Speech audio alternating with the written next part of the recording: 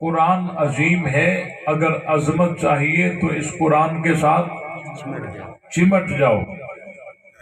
قرآن کریم ہے، اگر کرم اور بزرگی چاہیے اس قرآن کے ساتھ چمٹ جاؤ۔ قرآن مجید ہے، اگر مجد اور بزرگی چاہیے تو اس قرآن کے ساتھ چمٹ جاؤ۔ اللہ تعالیٰ نے اپنے قرآن کو بڑا عظیم بنایا ہے۔ جب حضرت جبرائیل علیہ السلام حضور علیہ السلام پر یہ قرآن لاتے تھے تو آپ علیہ السلام سنتے بھی جاتے تھے اور ساتھ پڑھتے بھی جاتے تھے، تاکہ کوئی حرف رہ نہ جائے، کوئی آیت رہ نہ جائے۔ ایک ہی وقت میں سنتے بھی تھے اور ساتھ پڑھتے بھی جاتے تھے، تو ایک ہی وقت میں دو کام یہ مشکل ہوتے ہیں۔ سنتے بھی جاتے تھے اور پڑھتے بھی جاتے تھے، تاکہ کوئی آیت رہ نہ جائے، کوئی حرف رہ نہ جائے۔ تو اللہ تعالیٰ نے فرمایا لا تحرک بہ لسانک لتعجل بہ، اے میرے حبیب آپ اپنی زبان کو حرکت نہ دیں تاکہ آپ تعجیل کریں، جلدی کریں۔ باقی آپ کو جو پریشانی لاحق ہے کہ یہ قرآن کی آیت رہ نہ جائے، کوئی حرف رہ نہ جائے، پھر سنو ان علینا جمعہ وقرآنہ، کہ قرآن کو جمع کرنا اور اس کے تعلیم اور تعلم کو باقی رکھنا یہ ہماری ذمہ داری ہے۔ قرآن کو جمع کرنا اور اس کی تعلیم اور تعلم کو باقی رکھنا یہ ہماری ذمہ داری ہے۔ تو اللہ تعالیٰ نے اپنے ذمے لے لیا ہے، قرآن کو جمع کرنا اپنے ذمے لے لیا ہے۔ اللہ تعالیٰ نے قرآن کو جمع کرنا اپنے ذمے لے لیا ہے، اور قرآن کی تعلیم اور تعلم کو باقی رکھنا اس کی ذمہ داری بھی اللہ نے لے لی ہے۔ آپ کے سامنے ان علینا جمعہ سے پہلے وقرآن، اس پہ کچھ بات عرض کروں گا اور آپ کو سمجھانے کی کوشش کروں گا کہ اللہ نے اپنے ذمے لیا ہے کہ قرآن کی تعلیم ہوتی رہے گی، قرآن کی تعلیم ہوتی رہے گی، تعلیم اور تعلم باقی رہے گی، اور قرآن سیکھنے سکھانے والے باقی رہیں گے۔ یہ اللہ نے ذمہ لے لیا۔ یہی وجہ ہے ماحول ملک میں مدارس کے خلاف ہوتا جا رہا ہے، لیکن مدرسے بھی بڑھتے جا رہے ہیں، مدرسے بھی بڑھتے جا رہے ہیں۔ لوگوں کو بات سمجھ نہیں آ رہی کہ ہر راستے پہ مدرسہ ہے، ہر محلے میں مدرسہ ہے، ہر دیہات میں مدرسہ ہے، ہر شہر میں مدرسہ ہے۔ اس میں حکمت کیا ہے؟ یہاں تو سختیاں بڑھ رہی ہیں، یہاں تو چندوں پہ پابندی ہو رہی ہے، یہاں تو دینے والوں کو پکڑا جا رہا ہے۔ ہونا تو یہ چاہیے تھا کہ مدرسوں کو تالے لگ جاتے، لیکن یہاں سختی بڑھ رہی ہے، یہاں قرآن کی خدمت کرنے والے مدرسے بڑھتے جا رہے ہیں۔ یہ راز یہ ہے کہ اللہ تعالیٰ نے اپنے ذمے لیا ہے ان علینا جمعہ وقرآنہ، کہ قرآن کے تعلیم اور تعلم کو باقی رکھنا یہ بھی رب کی ذمہ داری ہے۔ دیکھیں اگر پیالے میں دودھ ہو، پیالے میں دودھ ہو اور کوئی دودھ کی حفاظت کا ذمہ لے لے، دودھ کی حفاظت کا ذمہ لے لے، تو وہ دودھ کی حفاظت کا ذمہ لینے والا وہ حملہ پیالے پہ بھی برداشت نہیں کرے گا، کیونکہ دودھ محفوظ ہے پیالے کی سلامتی کی وجہ سے۔ تو قرآن کے تعلیم اور تعلم کی ذمہ داری اللہ نے اپنے ذمہ لے لی، تو اب اس کی ذمہ داری جب اپنے ذمہ لے لی تو یہ تعلیم تعلم یہ باقی ہے مدارس کی وجہ سے۔ تو گویا کہ اللہ نے مدارس کو بچانے کی ذمہ داری بھی اپنے اوپر لے لی ہے۔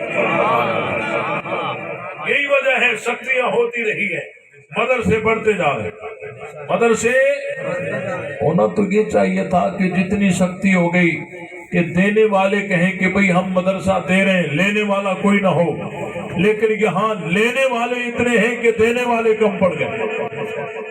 ایسا ہی ہے نا. ان علینا جمعہ و قرآنا کہ قرآن کی تعلیم تعلم کو اللہ نے اپنے ذمہ لے لیا. اب اللہ تعالیٰ اس کی تعمیر ترقی بھی اپنے پیاروں سے کروائے گا, اپنے پیاروں سے کروائے گا جو اللہ کے پیارے ہوں گے. وہ اگر اٹھ کر اپنا نام نہیں بتائیں گے, اٹھ کر ہاتھ بلند نہیں کریں گے, لیکن بعد میں وہ اتنا دیں گے کہ اللہ تعالیٰ اس مدرسے کی ضروریات کو پورا کر دے. یہ اللہ کی طرف سے ہے, اللہ نے انتظام کرنا ہے. اللہ نے فرمایا ان علینا جمعہ و قرآن, ان علینا جمع کہ قرآن کو جمع کرنا بھی ہماری ذمہ داری. اب دیکھیں کوئی چیز ایسی ہے کہ میں نے اپنے ذمے لے لی, یہ جلسہ میں نے اپنے ذمے لے لیا.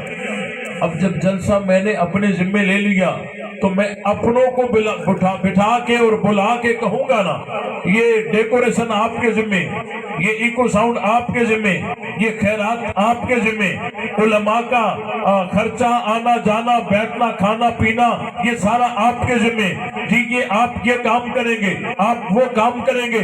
ایسا ہی ہوگا کہ ذمے جو میرے ہیں تو میں اپنوں سے کام لوں گا. تو اللہ نے قرآن کو جمع کرنے کی ذمہ داری اپنے ذمے لے لی, اور اللہ نے جن سے قرآن جمع کروایا وہ اللہ کے اپنے ہیں, وہ اللہ کا لشکر ہے, وہ اللہ کی فوج ہے. وہ کون ہے؟ وہ وہی ہے جنہوں نے پیغمبر کا ساتھ دیا, جنہوں نے پیغمبر کا بدر میں جا کے ساتھ دیا, عہد میں ساتھ دیا, تبوک میں ساتھ دیا, مکے میں ساتھ رہے, مدینے میں ساتھ رہے. پیغمبر پر نازل ہونے والی ایک ایک آیت کو یاد کرتے رہے, محفوظ کرتے رہے. آج دنیا کا سفر کرو, سندھی زبان جب سفر کرتی ہے لب و لہجے میں فرق آتا ہے. اس علاقے کی سندھی الگ ہے, اس علاقے کی سندھی الگ ہے. سرائکی زبان سفر کرتی ہے, اس کے لب و لہجے میں فرق آ جاتا ہے. اس علاقے کی سرائکی الگ ہے, اس علاقے کی سرائکی الگ ہے. اردو میں فرق آیا, پشتو میں فرق آیا, سندھی میں فرق آیا, کراچی میں فرق آیا. لیکن قرآن کو دیکھو کہاں سے پہنچا, کہاں سے آیا, کہاں پہنچا, کہاں سے کلمہ آیا, کہاں پہنچا. پوری دنیا میں حفاظ کو کھڑا کر دو, وہاں سے بھی قرآن پڑھے, یہاں سے بھی قرآن پڑھے. نہ زبر کا فرق آئے گا, نہ زیر کا فرق آئے گا. اگر یہ مینوان پیغمبر سے قرآن اور دین سیکھ کر امت کو دینے والی اگر کوئی جماعت ہے تو وہ پیغمبر کی جماعت صحابہ ہے.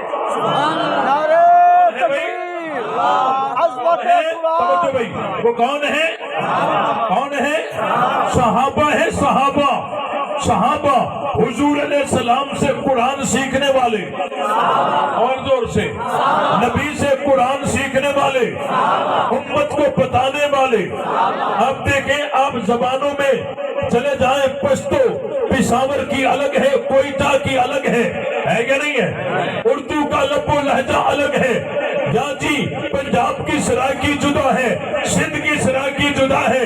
جی یہ علاقے بدلتے ہیں, زبان تو وہی ہے لیکن الفاظ لب و لہجے بدل جاتے ہیں. لیکن قرآن نے کتنا سفر کیا.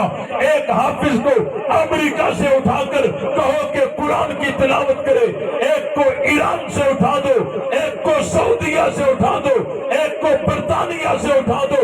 رب کعبہ کی قسم ہے یہ الف سے لے کر والناس کی سین تک قرآن پڑھتے جائیں گے, نہ زیر کا فرق آئے گا نہ زبر کا فرق آئے گا. یہ پورا قرآن حضور سے سیکھ کر امت کو دینے والے صحابہ. کون ہے؟ صحابہ. کون ہے بھائی؟ صحابہ. صحابہ ہیں. اور آج ہم تک جو قرآن پہنچا ہے یہ پہنچانے والے کون ہیں؟ صحابہ. میں کہا کرتا ہوں اللہ تعالیٰ کو 3 چیزیں محبوب ترین ہیں. کتنی؟ 3 چیزیں محبوب ترین ہیں. نمبر 1 کتاب اللہ, نمبر 2 بیت اللہ, نمبر 3 رسول اللہ صلی اللہ علیہ وسلم. اللہ کو 3 چیزیں محبوب ترین ہیں. اور اس پرفتن دور میں جو لوگ پریشان ہوتے ہیں نا کہ ہمیں کیا پتا چلے، کیسے پتا چلے کہ کون حق پر ہے.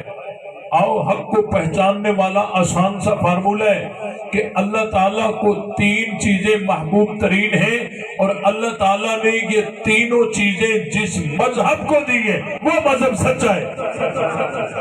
نمبر پہلا قرآن کا ہے. قرآن کو جمع کرنے کا مشورہ حضرت عمر نے دیا. ہم انہیں کہتے ہیں رکھو ہاتھ حضرت عمر پر کہ یہ ہمارے ہیں، کہتے نہیں یہ تمہارے ہیں. ہم کہتے ہیں الحمدللہ ہمارے ہیں. قرآن کو جمع کرنے کا آرڈر حضرت ابو بکر صدیق نے دیا. ہم کہتے ہیں رکھو ہاتھ صدیق اکبر پر کہ یہ ہمارے ہیں، کہتے نہیں یہ بھی تمہارے ہیں. ہم کہتے ہیں الحمدللہ ہمارے ہیں. قرآن مجید کو لغت قریش پر جمع کرنے والے حضرت عثمان ہیں. ہم کہتے ہیں رکھو ہاتھ حضرت عثمان پر کہ یہ ہمارے ہیں، کہتے نہیں یہ بھی تمہارے ہیں. ہم کہتے ہیں الحمدللہ ہمارے ہیں.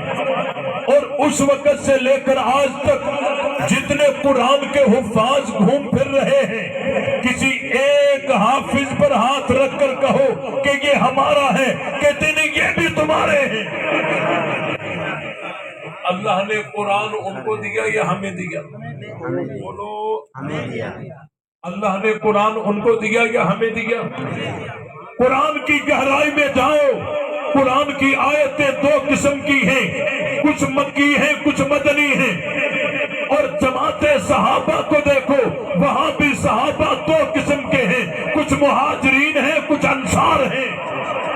جس طرح مکی آیات کو ماننا ضروری ہے تو مدنی آیات کو ماننا بھی ضروری ہے. اسی طرح مہاجرین کو ماننا بھی ضروری ہے تو انصار کو ماننا بھی. اگر کوئی کہے کہ میں مکی آیات مانتا ہوں مدنی نہیں تو ایمان مکمل ہو سکتا؟ اگر کوئی کہے میں انصار کو مانتا ہوں مہاجرین کو نہیں، اس کا ایمان مکمل ہو سکتا نہیں ہے. 2 آیتیں اگر کسی آیت کا مطلب سمجھ میں نہ آئے تب بھی ایمان لانا ضروری ہے. الف لام میم. ہے کسی کے پاس کوئی ترجمہ؟ ہے کسی کے پاس کوئی ترجمہ؟ کوئی ترجمہ نہیں، مطلب سمجھ نہیں آتا لیکن ماننے کے لیے ہم مکلف ہیں. اس کو مانے بغیر ہم مومن ہو نہیں سکتے. کسی صحابی کا عمل سمجھ میں نہ آئے تب بھی اس پر اپنا اعتماد، یقین اور ایمان رکھنا ضروری ہے، احترام ضروری ہے. آیت کا مطلب سمجھ میں نہ آئے تب بھی ماننا ضروری ہے. صحابی کی بات سمجھ میں نہ آئے، عمل سمجھ میں نہ آئے تب بھی ماننا ضروری ہے.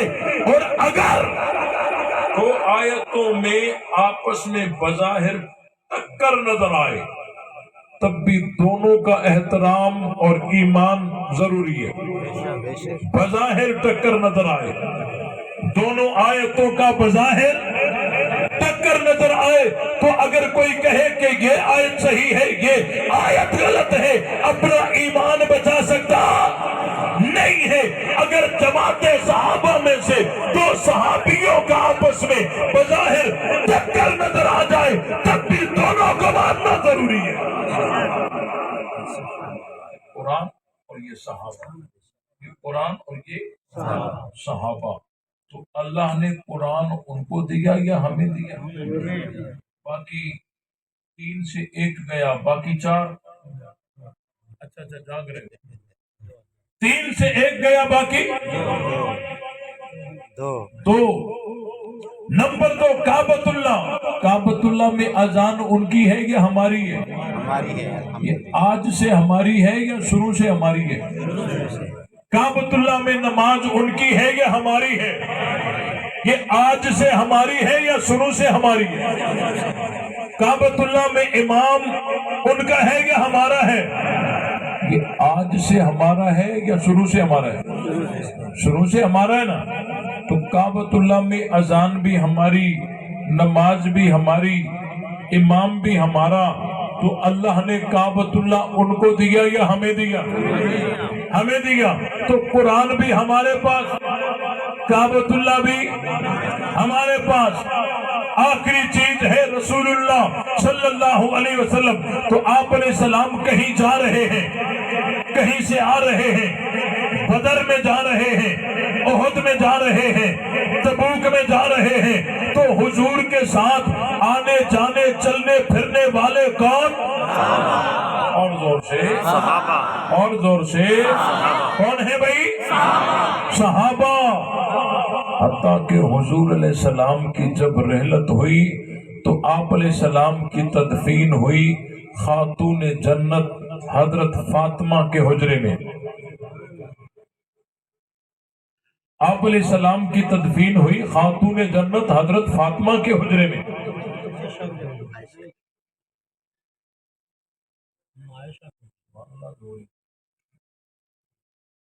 نبی پاک صلی اللہ علیہ وسلم کی تدفین حضرت فاطمہ کے حجرے میں ہوئی۔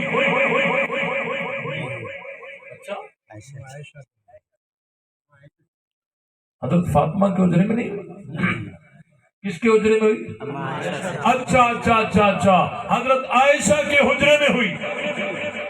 ہاں، اگر حضور علیہ السلام کی تدفین حضرت فاطمہ کے حجرے میں ہوتی تو ہمیں کوئی اعتراض نہیں تھا، کیونکہ حضرت فاطمہ ہماری ہیں۔ لیکن اگر ایسا ہوتا تو لڑائی باقی رہتی، وہ کہتے خاتون جنت حضرت فاطمہ ہماری ہیں، حضور ہمارے گھر مدفون ہیں، ہم کہتے نہ نہ حضرت فاطمہ ہماری ہیں، حضور ہمارے گھر مدفون ہیں، یہ لڑائی باقی رہتی۔ اللہ کو پہلے پتا تھا، اللہ نے حضور کو حضرت عائشہ کے حجرے میں سلا دیا۔ وہ بھی کہتے ہیں عائشہ تمہاری ہے، ہم بھی کہتے ہیں عائشہ ہماری ہے۔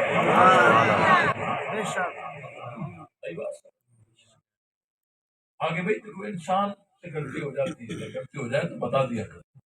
نبی پاک صلی اللہ علیہ وسلم کے روزے میں اندر تدفین ہوئی حضرت علی اور حضرت عباس کی۔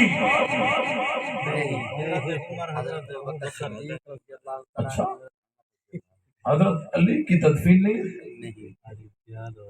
حضرت عباس کی بھی تدفین نہیں ہوئی۔ حضور علیہ السلام کے روزے میں اندر حضرت علی اور حضرت عباس کی تدفین نہیں ہوئی۔ اچھا، نہیں ہوئی، کس کی ہوئی ہے؟ اچھا اچھا اچھا اچھا، حضرت ابو بکر اور حضرت عمر کی۔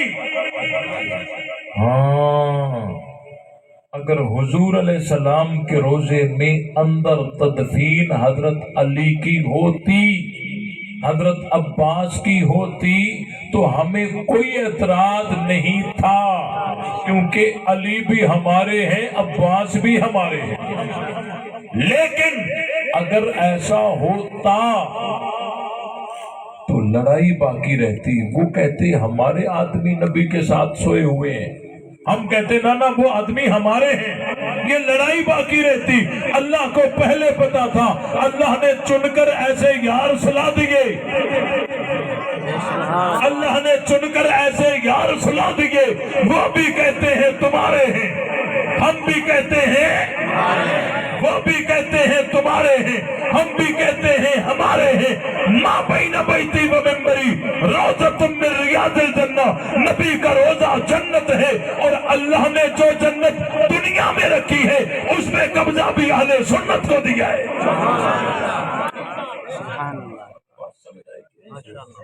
دیکھو بھائی، جب اللہ نے جو جنت دنیا میں رکھی اس پہ قبضہ بھی اہل سنت کو دیا ہے، تو یہ تو سگنل ہے نا کہ آنے والی جنت بھی انہی کے قبضے میں ہوگی۔ اس لیے صحابہ کا دفاع، اہل بیت کا دفاع کرتے رہو گے، دشمنان صحابہ سے بائیکاٹ بھی کرتے رہو گے۔ ہم یہی چاہتے ہیں، ہمارا کوئی جھگڑا سیاسی نہیں ہے۔ ہم کہتے ہیں صدیق اکبر کو اگر کوئی نہیں مانتا نہ مانے، لیکن کسی کتے کو صحابہ پہ بھونکنے نہیں دیں گے۔ ہم مر تو سکتے کپڑے تو پہن سکتے ہیں، گولیاں کھا سکتے ہیں، بچے یتیم کرا سکتے ہیں، بیویاں بیوہ کرا سکتے ہیں، لیکن محمد کی جماعت پہ کسی کو بھونکنے بس ہمارا یہی جرم ہے۔ ہمیں نہیں چاہیے کوئی وزارت صدارت کرسی عہدہ، نہیں چاہیے، ہمیں چاہیے تو صدیق اکبر کی عزت و عظمت کا تحفظ چاہیے، ہمیں چاہیے تو سیدہ عائشہ کی عزت و عظمت کا تحفظ چاہیے۔ اگر اس قانون کے لیے جان دینی پڑی دے دیں گے، لیکن یہ قانون منوا کے چھوڑیں گے انشاءاللہ۔ تمام ساتھی محنت کرو گے، صحابہ کا دفاع کرو گے، دشمنان صحابہ سے بائیکاٹ کرو گے، لے شوق سے نام صحابہ کا، گر درجام صحابہ کا، گر طلب ہے تجھ کو جنت کی تو پلہ تھام صحابہ کا، فنا فی اللہ کی تہ میں بقا کا راز مجمر ہے، جسے مرنا نہیں آتا اسے جینا نہیں آتا۔